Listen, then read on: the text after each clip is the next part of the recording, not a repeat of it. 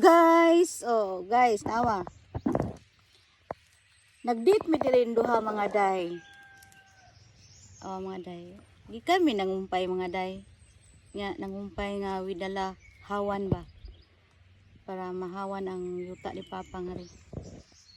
Ano siya mga day. Akong my love mga day oh. Paway mi. Luoy kani siya mga day kay Batang Cebu ni siya Batang City. Nya ako Batang Probinsyana. So karon pa ni siya sukad-sukad nanguhag kumpay. Umatod pa niya. Nanguli mi dire kay nami yuta na palit. 1.5 hectares nya lahi pay bahin sa akong maginikanan. So ay daghang yuta guys pero kapuyag atiman sa yuta eh. Pure gaba lang gyud. Nya kani taon kay wa ni alam kay Batang City ba ni siya. So ingon siya na scam daw kuno siya nako kay idala nako siya diri abinyag mananom. Sama sige mamay pong magkumpay ani. Kay unsaon lagi na may hayupan kay akong papag mama mga tiguang naman luoy man sad.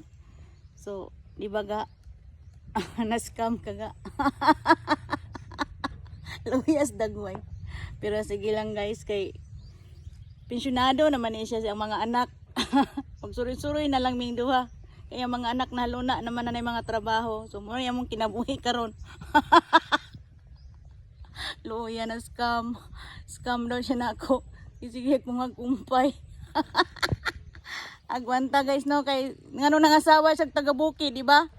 Kabalo na siya nga ako taga-bukid kasi ulit daw pa ni siya ako na siya gidaglasang. Nga pataka lagi kapikap ng mga sagbot, way kalibutan ba. Katol dito nga sagbot. Mo yang gugma ni pilit sa kuha. Nangasawa siya taga-bukid. Tagam siya guys no. Pero sa gilang kay kaloy sa Ginoo, gwapo lang gyapon no. Ibaga. Naong. Mga to guys, thank you for watching na masilong mi dire guys oh. Kay init kay ba nga miglaw. Mao na imong trabaho. Magdit-dit maring kalibunan. So marato guys, thank you for watching.